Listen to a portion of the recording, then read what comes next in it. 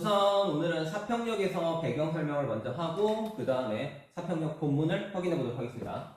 중요한 것들만 짧게 할 테니까 한번 확인해 보도록 하세요. 자, 우리가 오늘 하려고 하는 부분은 사평역에서라고 하는 시가 되겠습니다. 자, 사평역에서라고 하는 시는 예전에는 출제가 굉장히 많이 됐는데 현재는 좀 많이 안 나오는 편이에요. 그렇긴 해도 어쨌든 출제 가능성은 매우 높은 작품이니까 한번 정리해 보도록 합시다. 자, 여기서 먼저 여러분이 보셔야 되는 부분은 바로 제목에 대한 얘기죠. 자, 여기 나오는 이 제목에 분명히 사평역이라고 하는 이 공간이 나오고 있습니다. 사평역이라는 공간이 있는데 먼저 공간의 의미를 확인할 수 있어야 돼요. 자, 사평역의 공간의 의미는 누가 뭐라고 해도 첫 번째 소외된, 자, 이 단어를 기억하세요. 이 소외된이라는 단어를 기억해야 됩니다. 소외된. 자, 소외된 사람들의 공간이라는 걸 확인할 수가 있어야 돼요. 즉, 소외된 사람들이 뭔가를 기다리는 공간이고 그 사람들이 뭔가를 타기 위해서 머물고 있는 공간이라는 걸 확인해야 됩니다. 그러면 이들은 도대체 뭐를 기다리고 있느냐라고 했을 때 바로 그들이 타려고 하는 막차를 기다리는 공간이다라는 걸 확인할 수가 있어야 돼요. 자, 중요한 건 그러면 뭐가 되느냐? 이 막차라고 하는 개념이 되겠죠. 자, 막차라고 하는 건 좀 이따가도 다시 한번 설명하겠지만 두 가지의 의미를 가지고 있어요.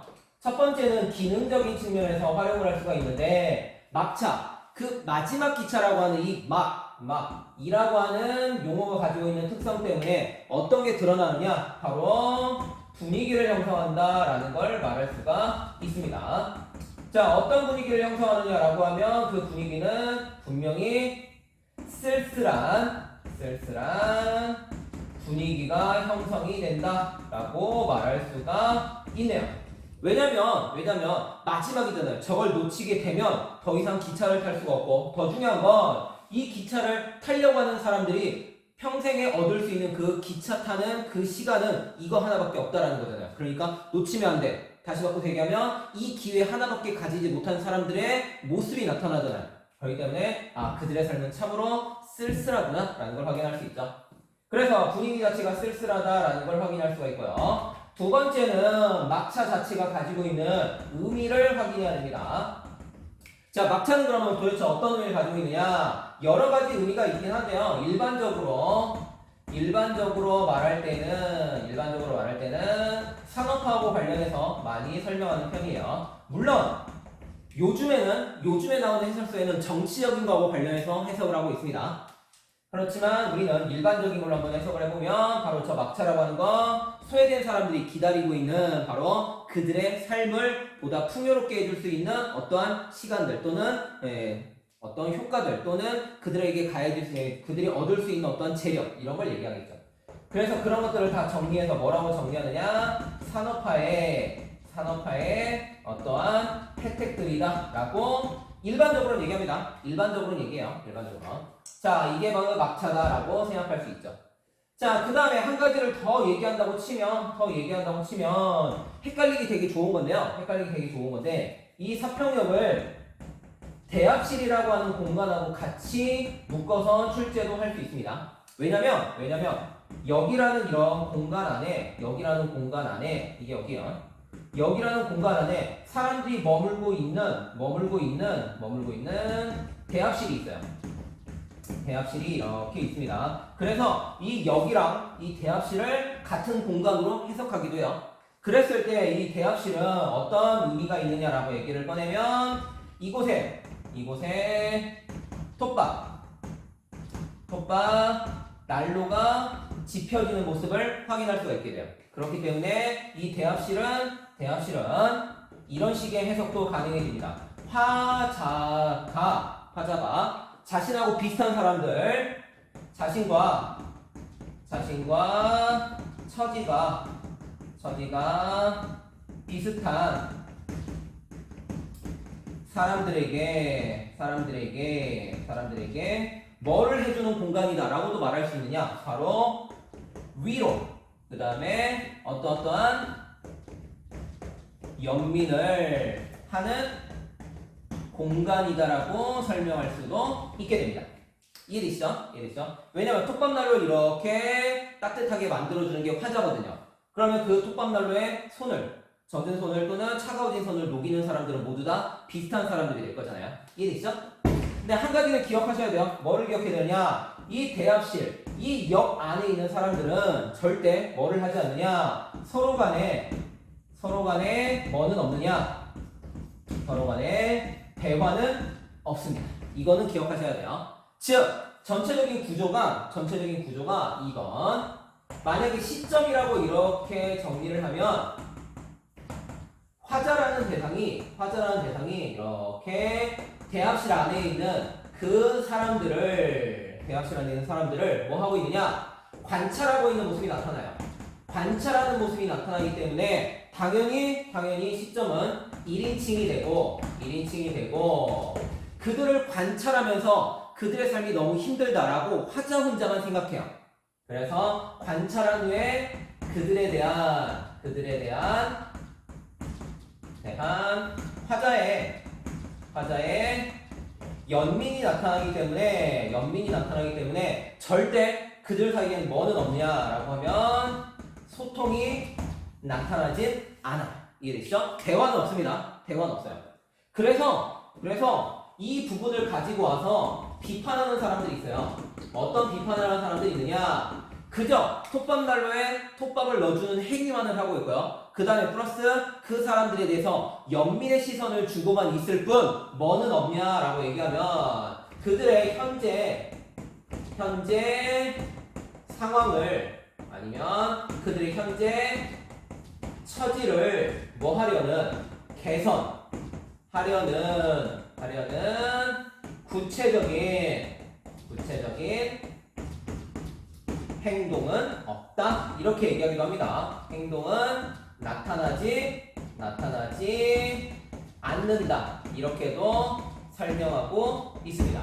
즉 단순히 그들의 삶을 위로하려는 화자의 모습만 있을 뿐 그들의 삶을 정말 부유하게 만들어주거나 아니면 그들의 힘든 삶을 개선시켜주려고 하는 그 어떤 구체적인 행동은 나타나지 않습니다. 이해되시죠?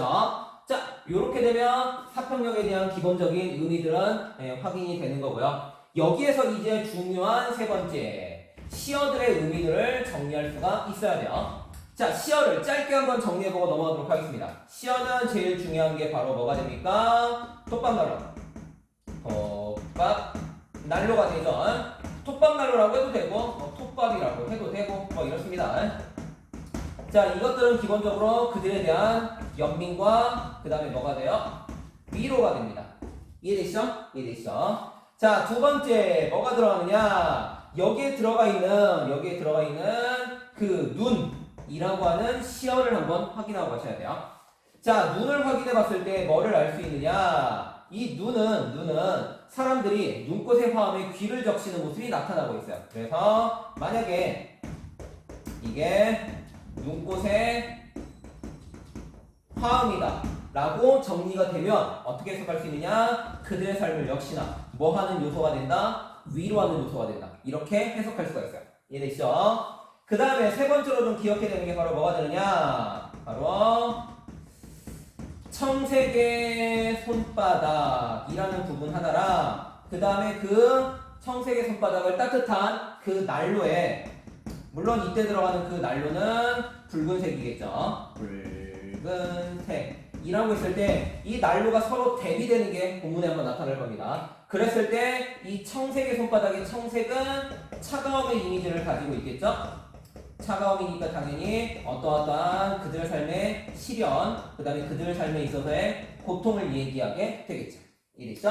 이때 들어가는 난로는 당연히 붉은색이니까 위에 있었던 톱밥난로가 되죠. 그리고 이 구성은, 이 표현 방식은 당연히 뭐가 나타난다고 설명할 수 있죠? 색채 대 비가 나타난다 라고 해석할 수가 있어야겠죠. 이해됐죠? 자, 그 다음에 네 번째로 기억해야 되는 시어가 있습니다. 바로 뭐가 되느냐? 침묵이라는 단어 기억해야 됩니다. 낯설음도 뼈아픔도 다 침묵인데 라고 하는 부분이 있죠.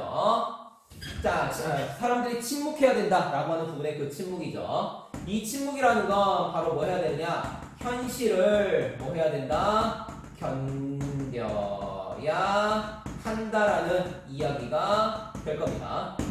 현실을 견뎌야 한다라고 하는 부분은 뭐냐? 아무리 힘들고 고통스럽고 해도 그들은 뭐다? 현실을 뭐 할 수밖에 없다. 참아내고 인내해야 된다라는 걸 보여주는 거고요. 그 다음에 다시 마지막으로 중요한 게 낯설음도 뼈아픔도 다 설원인데 라고 하는 단어가 있을 겁니다. 그때 그 설원이라고 하는 게 어떤 의미를 가지고 있느냐라는 걸 해석해 봐야 돼요. 그때 그 설원이라고 하는 건 봐봐요. 설원이죠. 흰색에 눈이 있는 뭐가 돼요? 벌판이 돼요. 그랬을 때 이 흰색 눈이 깔려있는 그 벌판은 당연히 모든 낯설음, 뼈아픔, 즉 삶의 아픔들을 뭐 하는 거냐? 치유해주고 그 다음에 정화해주는 요소가 될 겁니다. 그래서 이 설원이라고 하는 건 바로 그들의 삶의 고통, 그 다음에 그들 삶의 아픔이 어떻게 되는 걸 얘기하는 거냐? 정화되는 거고 그 다음에 플러스 그것들이 뭐 해지는 거? 사라지는 걸 얘기하게 되는 거예요. 이해되시죠? 즉 그걸 견뎌낼 수만 있으면 그 아픔들은 지금은 비록 힘들지 모르지만 나중에는 사라지게 될 거다라는 걸 보여주는 요소가 됩니다. 이해되시죠? 자, 요 정도를 해두시고 기본 뼈대는 만들고 본문을 가지고 하나하나 설명해 보도록 할게요.